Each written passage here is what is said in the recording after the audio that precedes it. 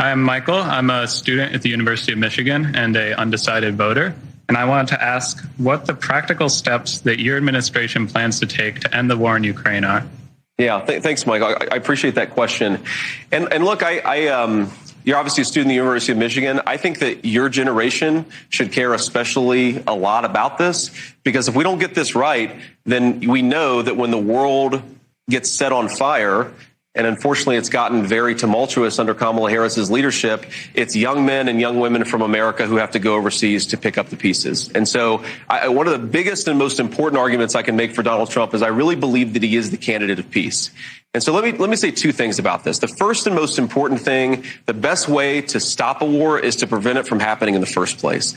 And if you notice, when Donald Trump was president, we didn't have any new wars. For the first time in 20 years, you had 4 years where there were no new wars started. And the reason is that Donald Trump followed a very simple principle of peace through strength. To be more direct, people were afraid of him.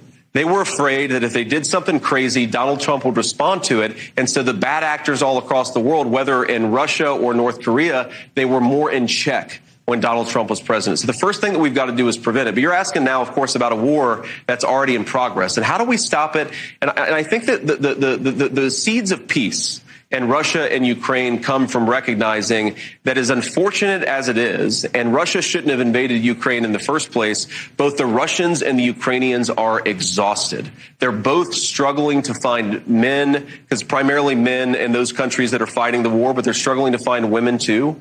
They're struggling to get the equipment necessary to send to the front lines. Their economies are exhausted. Whole parts of their country have been destroyed. Both of these parties want this war to end.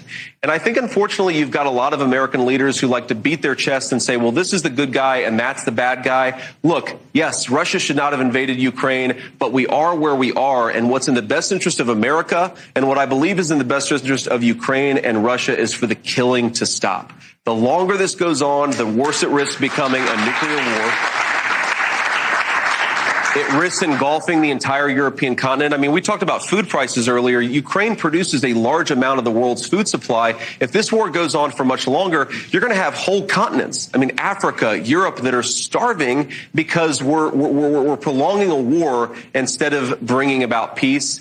And I think the specific plan is you've got to get the Russians and the Ukrainians, you got to get them in a room together. You have to engage in actual diplomacy, which unfortunately our current leadership is completely unwilling to engage in diplomacy. And you ask the Ukrainians, what do you need? And you ask the Russians, what do you need? And you try to force them to come to a peaceful settlement. It could look different ways. It's going to depend on the skills of the negotiator and what their needs are at that moment in time. But I actually think that with Donald Trump's leadership, we can get to a peaceful settlement in Ukraine very quickly.